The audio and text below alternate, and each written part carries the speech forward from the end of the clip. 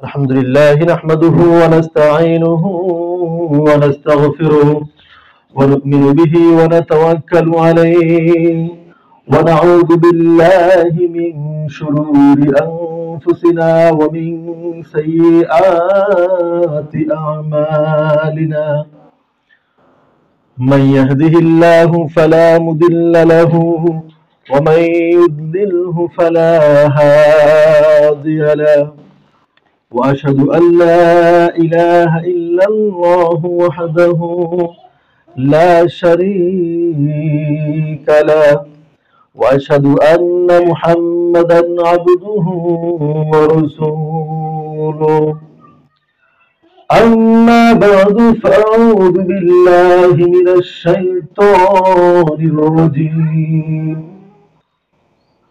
بسم الله الرحمن الرحيم وفي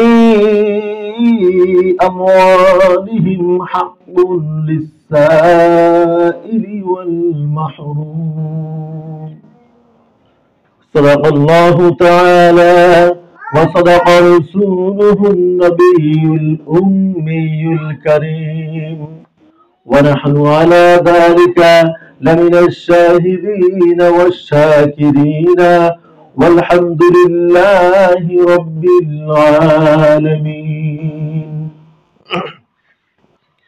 সমস্ত প্রশংসা সেই মহান রবের দরবারে, যেই মহান রব্বুল আলামিন আমাদের সকলকে অত্যন্ত মেহেরবানি করে প্রত্যেক জুমার সালাতের ন্যায় পবিত্র মাহে রমাদানের জুমার সালাত আদায় করবার লক্ষ্যে আমাদেরকে মসজিদে আসবার জন্য তৌফিক ইনায়াত করেছেন।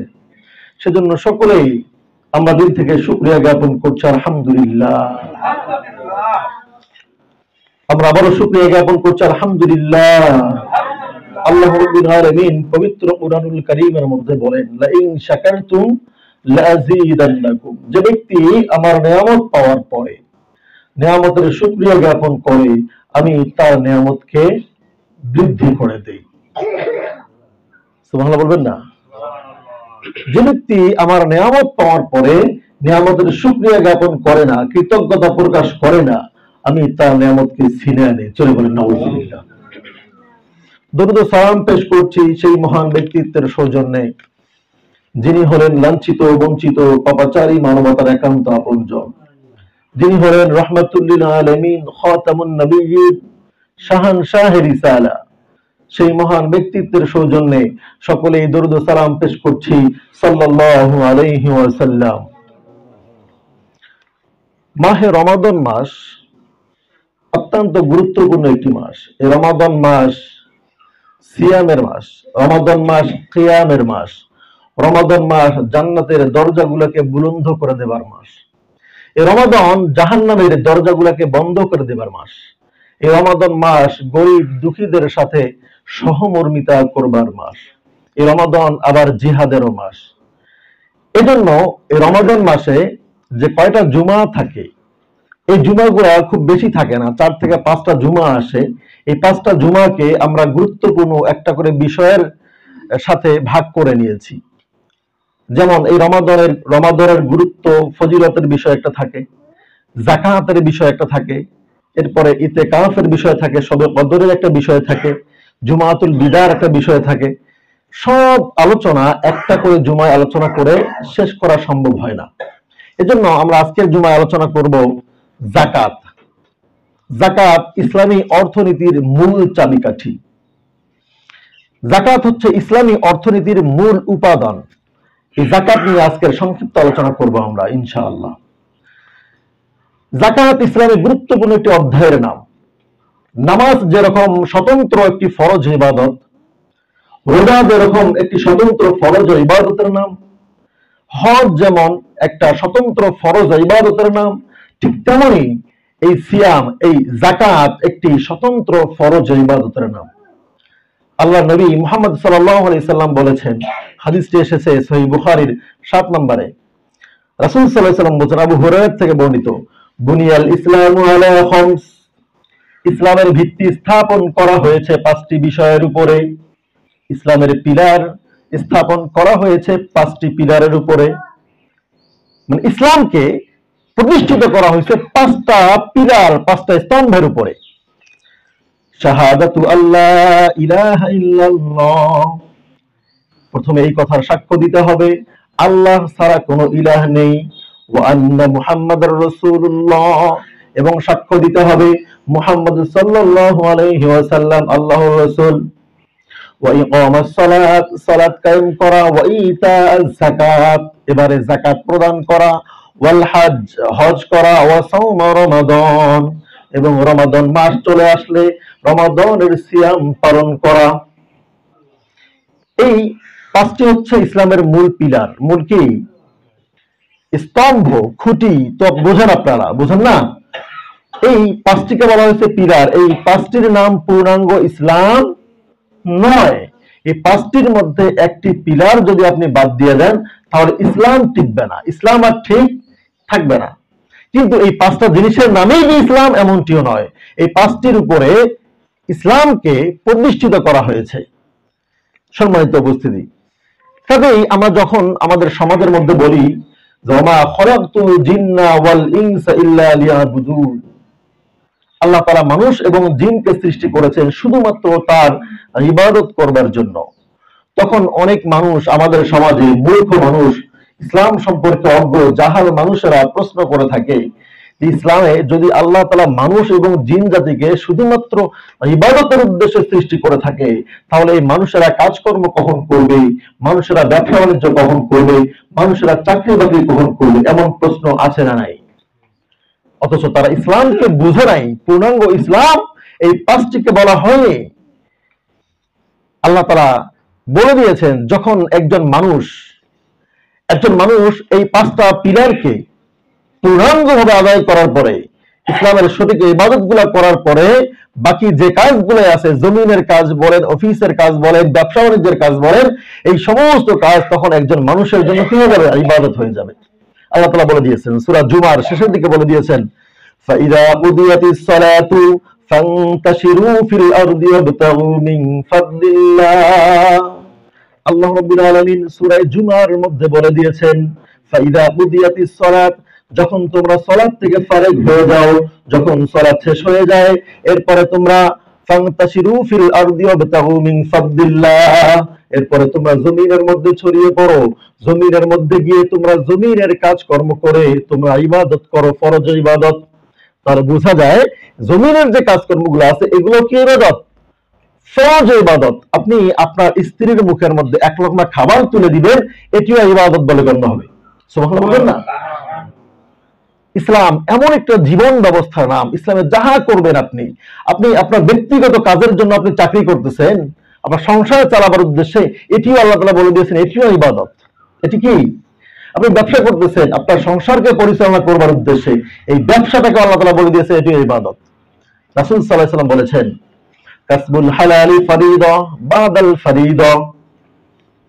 আল্লাহর হাবিব সাল্লাল্লাহু আলাইহি ওয়াসাল্লাম বলেন অন্যান্য ফরজ ইবাদত করার পরে মানুষেরা দুনিয়ার কাজ করবে, হালাল উপার্জন করবে, এই হালাল উপার্জন করাটাও মানুষের জন্য ফরজ ইবাদত। সুবহানাল্লাহ বলবেন না? এত বড় নিয়ামত আরো আছে, অন্য কোন জায়গা আছে? আল্লাহ তাআলা আপনি নিজের কাজ করবেন সেটিকেও ইবাদত বলে দিয়েছেন আল্লাহ তাআলা। তাহলে সুবহানাল্লাহ বলবার দরকার আছে না? আসলে নাই? সম্মানিত উপস্থিতি, এজন্য মানুষেরা এই যে ইসলামকে মূলত মনে করেছে এই পাঁচটা বিষয়ের নামে ইসলাম, বাকি কাজগুলোকে আর ইসলাম মনে করছে না। অথচ এই পাঁচটা বিষয় হচ্ছে পিলার, বাকি সব কাজ, দুনিয়ার কাজ, ব্যবসার কাজ, চাকরি বাকরির কাজ, কৃষি কাজ, সবগুলোকেই আল্লাহ তাআলা কি বলেছেন? ইবাদত। কখন ইবাদত হবে? যখন এই কাজগুলা এই পাঁচটা কাজের অধীনে হবে, তখন এই কাজগুলাও হয়ে যাবে আপনার জন্য ইবাদত। সম্মানিত উপস্থিতি, আমাদের আজকে আলোচ্য বিষয় যাকাত। এই যাকাত আল্লাহ তাআলা কোরআনুল কারীমে প্রায় ৮০ থেকে ৮২ বার এই যাকাতের কথা বলেছেন। অথচ যাকাত একবার কোরআনুল কারীমে আসলেই এটি ফরজ হয়ে যেত, ঠিক কি না? একবার বললে হতো না ফরজ? তারপরেও ৮০ থেকে ৮২ জায়গার মধ্যে আল্লাহ রাব্বুল আলামিন নামাজের পরে এই যাকাতের কথাই বলেছেন। আজকে আমাদের সমাজে আমরা কথায় কথায় বলি নামাজ রোজা বলি কি বলি না? অথচ আল্লাহ তাআলা কোথাও বলেন নাই নামাজের পর রোজার কথা। প্রত্যেক জায়গায় ওই ইকামাস সালাত ওয়া ইতাজ যাকাত, আকিমুস সালাত ওয়া আতুজ যাকাত, ওয়া তাকাদ, প্রত্যেকটা আয়াত আপনারা খুঁজে পাবেন যেখানে সালাতের পরে যাকাতের কথা বলা হয়েছে। মানে যাকাত ইসলামে এত গুরুত্বপূর্ণ একটা অধ্যায়ের নাম, এত গুরুত্বপূর্ণ একটা রুকনের নাম। এজন্য এই যাকাতকে বাদ দিয়ে, যাকাতকে আপনারা যদি মনে করেন এটি একটি অনুগ্রহের নাম, তাহলে ইসলাম আপনার টিকবে না। আর সম্মানিত উপস্থিতি, এই যাকাত গুরুত্বপূর্ণ একটা অধ্যায়।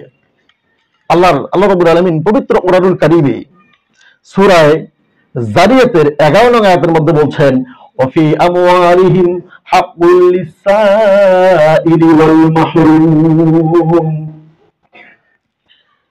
এই ধনীদের সম্পত্তির মধ্যে, বড়লোক মানুষের সম্পদের মধ্যে একজন গরিব মানুষের সুনির্দিষ্ট পরিমাণে অধিকার আছে। কি আছে?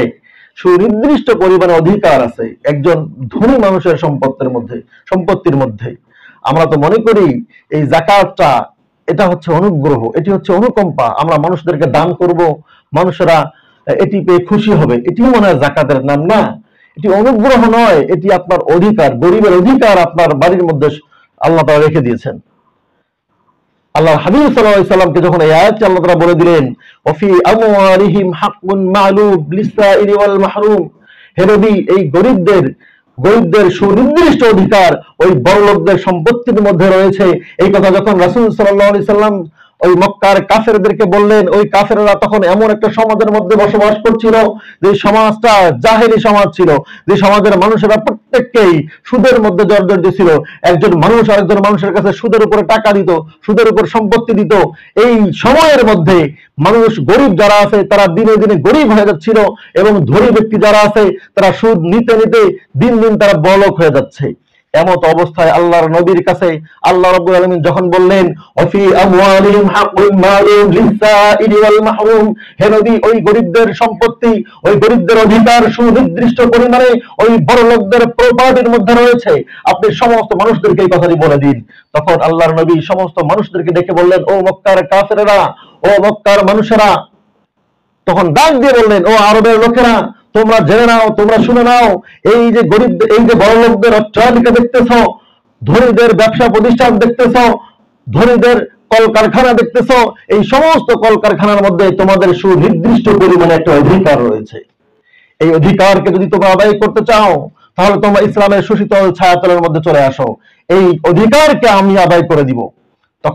তখন আরবের লোকেরা দলে দলে ইসলামের ছায়াতলে চলে আসলেন। তারা বললেন, কি ব্যাপার, আমাদের অধিকার আছে এই ধনীদের সম্পত্তির মধ্যে, এই সম্পত্তির মধ্যে অধিকার আছে, অধিকারকে আমাদের আদায় করে নিতে হবে। তখন দলে দলে মানুষেরা ইসলামের মধ্যে প্রবেশ করলেন। আর আল্লাহর নবী তখন এমন একটি রাষ্ট্র ব্যবস্থা কায়েম করলেন মদিনার মধ্যে এমন একটি ইসলামিক শাসনতন্ত্র, ইসলামিক একটি রাষ্ট্র কায়েম করলেন, যে ইসলামিক রাষ্ট্র পৃথিবীর জমিনে এরকম ইতিহাস করতে পারে নাই কোথাও। সম্মানিত উপস্থিতি, সেই রাষ্ট্র অবস্থা কি ছিল? রাসূল সাল্লাল্লাহু আলাইহি সাল্লাম সর্বপ্রথম যখন যাকাত ভিত্তিক অর্থ ব্যবস্থা প্রতিষ্ঠা করলেন, যখন তিনি ইসলামিক স্টেট ব্যাংক প্রতিষ্ঠা করলেন, প্রথমে উদ্বোধনী ভাষণের সময় রাসূল সাল্লাল্লাহু আলাইহি সাল্লাম এমন একটি কথা বলেছিলেন, এই কথাটি পৃথিবীর ইতিহাসে আজ পর্যন্ত কোনো অর্থনীতিবিদের পক্ষে এরকম কথা বলা সম্ভব হয় নাই। আমাদেরকে জেনে রাখতে হবে, রাসূল সাল্লাল্লাহু আলাইহি সাল্লাম তখন পর্যন্ত যদি কোনো মানুষ ঋণ রেখে মারা যেত, যদি কোনো ব্যক্তির ঋণ রেখে মারা যেত, তাহলে ওই ব্যক্তির জানাজা রাসূল সাল্লাল্লাহু আলাইহি সাল্লাম পড়তো না। আর যে ব্যক্তি ঋণ ছাড়া মারা যেত, রাসূল সাল্লাল্লাহু আলাইহি সাল্লাম তাদের জানাজা পড়াতেন। সম্মানিত উপস্থিতি, যখন যাকাত ভিত্তিক অর্থ ব্যবস্থা চালু করলেন, ইসলামী রাষ্ট্র যখন তিনি কায়েম করলেন মদিনার মধ্যে, তখন তিনি এমন একটি ভাষণ দিয়েছিলেন, এমন একটি ঘোষণা করেছিলেন, যে এই ঘোষণা পৃথিবীর ইতিহাসে কোনো রাষ্ট্রবিদ, কোনো রাষ্ট্রনীতি, কোনো রাষ্ট্রনায়ক, কোনো অর্থনীতিবিদ, এরকম কোন ধনাঢ্য ব্যক্তির পক্ষে এরকম ভাষণ দেওয়া আজ পর্যন্ত সম্ভব হয় নাই। কি ছিল সে ভাষণ? রাসূল সাল্লাল্লাহু আলাইহি সাল্লাম সেদিন বলতেছিলেন, আলা মান তারাকা মালান ফালি আহলিহি ওয়া মান তারাকা দাইনান আও দায়া। রাসূল সাল্লাল্লাহু আলাইহি সাল্লাম তখন বলতেছিলেন, আজকের থেকে জেনে রাখো, তোমাদের মধ্যে যে ব্যক্তি সম্পত্তি রেখে মারা যাবে, যে ব্যক্তি প্রপার্টি রেখে মারা যাবে, তার সমস্ত প্রপার্টি, সমস্ত সম্পত্তি তার ওয়ারিসদের মধ্যে বন্টন করে দেওয়া হবে। সুবহানাল্লাহ বলবেন না?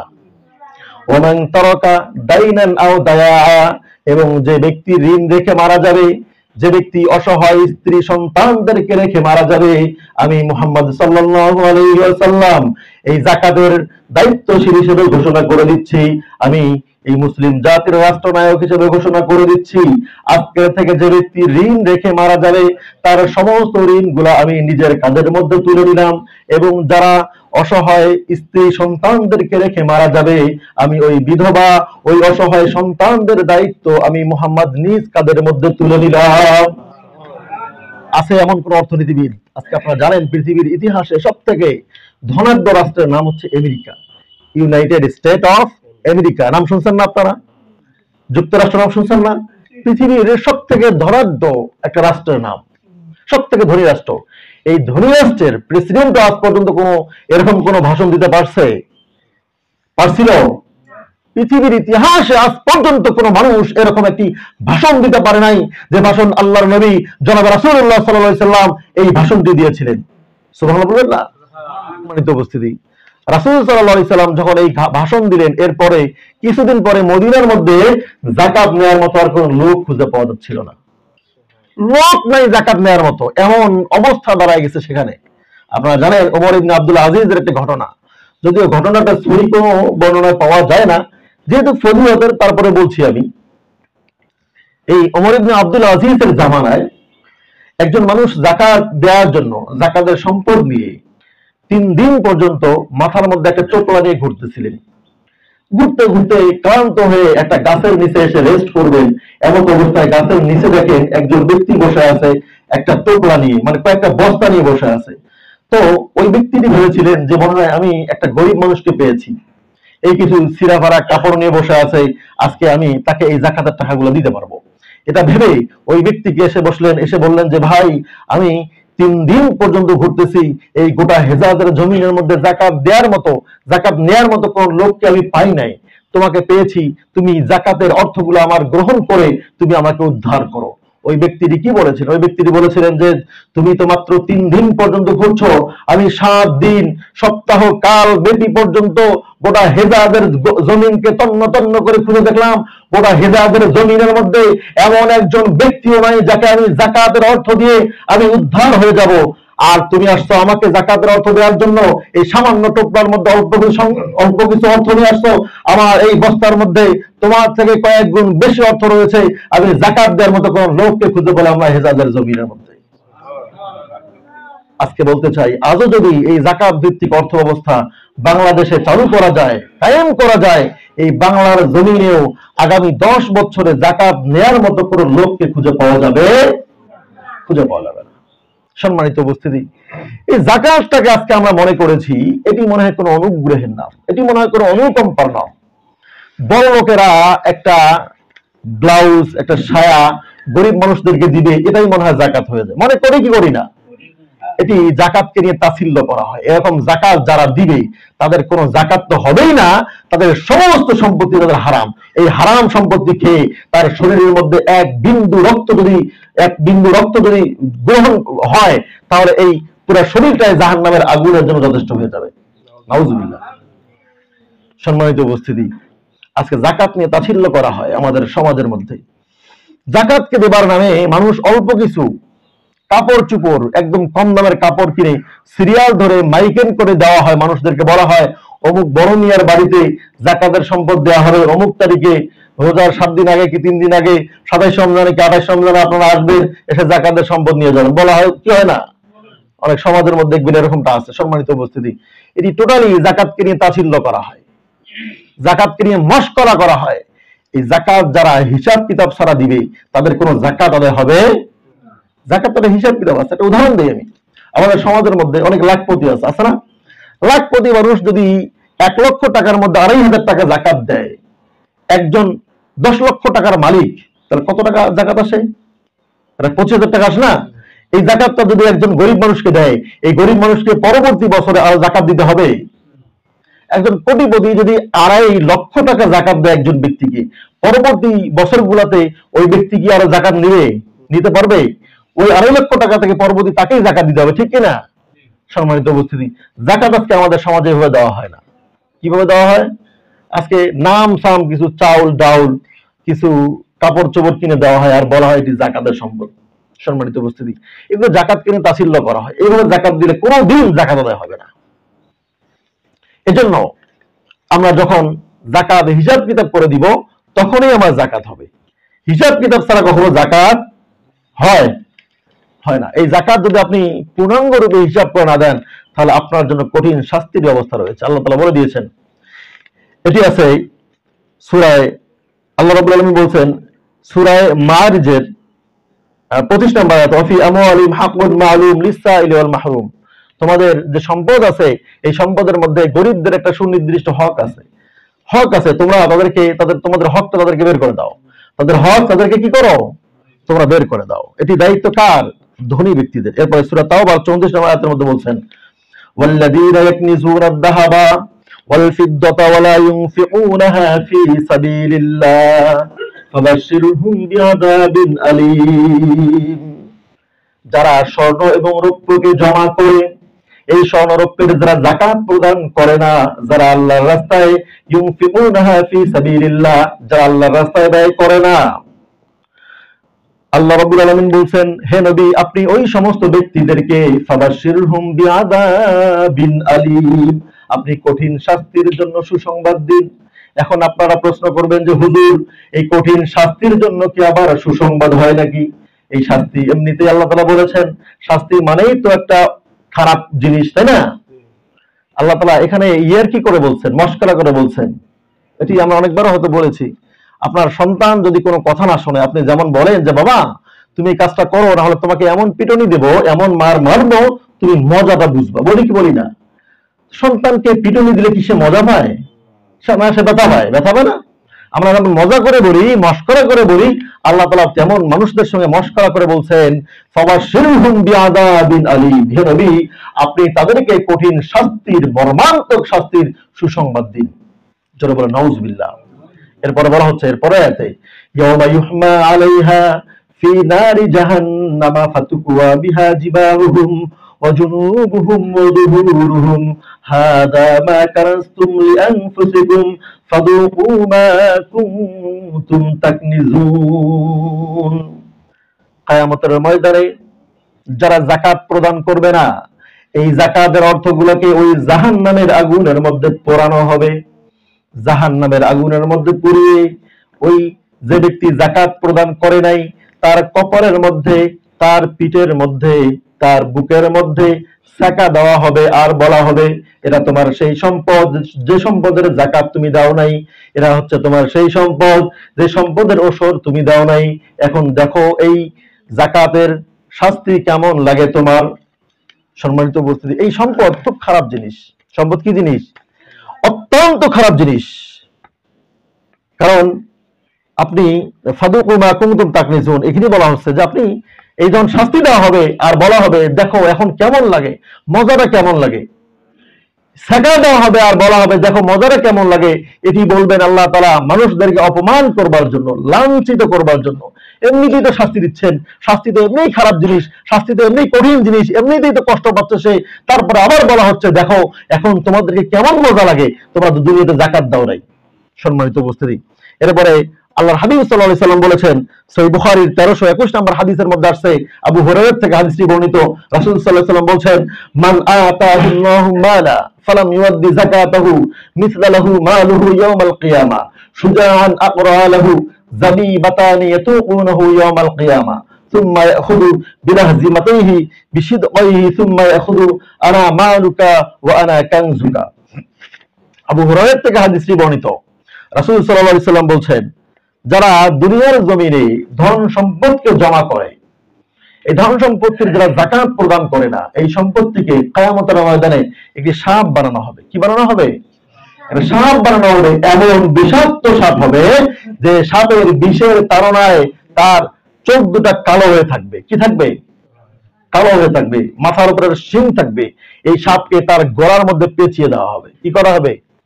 গলার মধ্যে পেঁচিয়ে দেওয়া হবে। এই সাপ তাকে দংশন করবে, বারবার দংশন করবে আর বলবে, আনা মালুকা আনা কানজুকা, আমি তোমার সেই মাল যে মালের তুমি যাকাত প্রদান করো নাই, আমি তোমার সেই সম্পত্তি যে সম্পত্তি তুমি ওসর দাও নাই, আজকে তুমি আমার সবল খাও, দংশন খাও, দেখো তোমাকে কেমন মজা লাগে।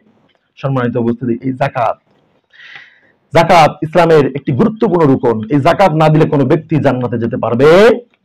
যেমন নামাজটা একজন মানুষের উপরে ফরজ, যাকাতও একজন অর্থবান ব্যক্তির উপরে, নিসাবধারী ব্যক্তির উপরে, অলওয়েজ একজন নিসাবধারী ব্যক্তির উপরে যাকাতটা হচ্ছে ফরজ, ফরজে আইন। এটির বিকল্প কোনো কিছু নাই। যাকাত প্রদান না করলে আপনার সমস্ত সম্পত্তিগুলো হারাম হয়ে যাবে। আপনি যে খাবারটা গ্রহণ করেন, আপনার এই খাবারটা আপনার জন্য হারাম যদি আপনি গরিবের সম্পদ, গরিবের অধিকারটা আপনি আপনার সম্পত্তি থেকে বের করে না দেন। আজকে আমাদের সমাজের মধ্যে আমরা একজন ব্যক্তি চুরি করলে আমরা ঘৃণার চোখে দেখি কি দেখি না? একজন চোরকে আমরা মনে করি যে কত ব্যক্তি কত খারাপ, চুরি করছে, অমুকের টাকা চুরি করছে, খারাপ বলি কি বলি না? অথচ চোর কিন্তু গরিব মানুষের চুরি করে না, চোর কিন্তু চুরি করে একজন ধনী ব্যক্তি, ঠিক না? অথচ একজন ধনী ব্যক্তি যখন যাকাত দেয় না, আমরা তাদেরকে ঘৃণা করি না। কেন ঘৃণা করি না? আমরা জানি না যে এই ধনী ব্যক্তিটা একজন গরিবের অধিকারকে লুণ্ঠন করে সে খাচ্ছে।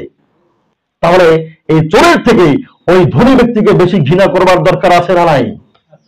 সম্মানিত উপস্থিতি, এজন্য আমাদের সকলকে যাকাত দিতে হবে। আল্লাহ তাআলা বলে দিয়েছেন এরপরে, ওয়ালা ইয়াহসাবান্নাল্লাযীনা ইয়াবখুলুনা বিমা আতাহুমুল্লাহু মিন ফাদলিহি হুয়া খায়রুল লাহুম বাল হুয়া শাররুল লাহুম।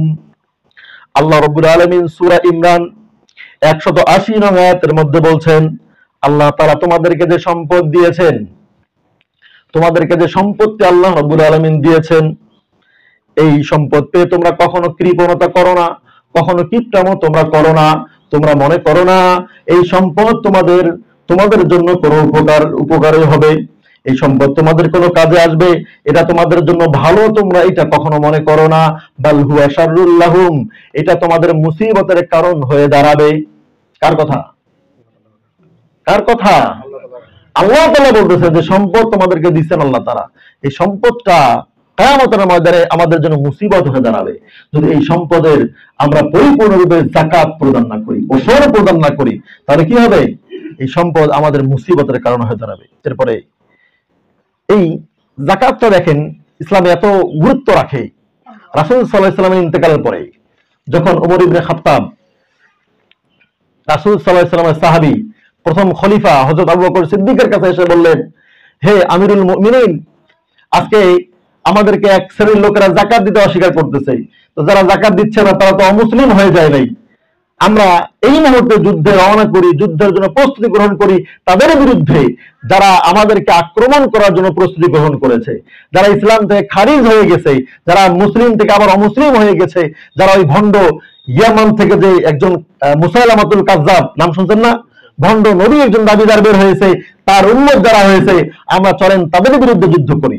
তখন আবু বকর সিদ্দিক রাদিয়াল্লাহু তাআলা বলছিলেন, হে উমর, তুমি তো জাহিলি যুগে সিংহের মতো গর্জন করে কথা বলতে, তুমি ইসলাম গ্রহণ করার পরে তুমি কি শ্রীগাল হয়ে গেছো? আজকে জেনে রাখো, যারা যাকাত দিতে অস্বীকার করছে, শুধুমাত্র যাকাত দিতে অস্বীকার করছে তারা নয়, রাসূল সাল্লাল্লাহু আলাইহি সাল্লামের যুগে যারা একটা উটের যাকাত দেওয়ার সময় উটের সঙ্গে একটা রশি যাকাত দিত, আজকে সেই ব্যক্তি যদি একটা উট দেওয়ার পরে এই রশিটাকেও দিতে অস্বীকার করে, তাহলে আমি আবু বকর তার বিপক্ষে যুদ্ধ করব। সুবহানাল্লাহ বলবেন না? এই ঘোষণা আসার পরে সমস্ত কাফেররা একদম ঠিক হয়ে গেল। তারা ভাবতে লাগলো এটা হচ্ছে সেই আবু বকর যে রাসূল সাল্লাল্লাহু আলাইহি ওয়াসাল্লামের যোগ্য উত্তরসূরি। রাসূল সাল্লাল্লাহু আলাইহি ওয়াসাল্লাম জয় মুসলিম জাতিকে নেতৃত্ব দিয়েছিলেন, আবু বকর সিদ্দিকও সেভাবেই নেতৃত্ব দিবেন। অতএব মুসলিমদের বিরুদ্ধে যুদ্ধ করবার জন্য এই মুহূর্তে আমাদের প্ল্যান করে কোনো লাভ হবে না, আমরা যুদ্ধ করে জিততে পারবো না, আমরা তাদের এই রাষ্ট্রকে দখল করতে পারবো না। এই কথা বলে তারা পিছপা হয়ে গেল।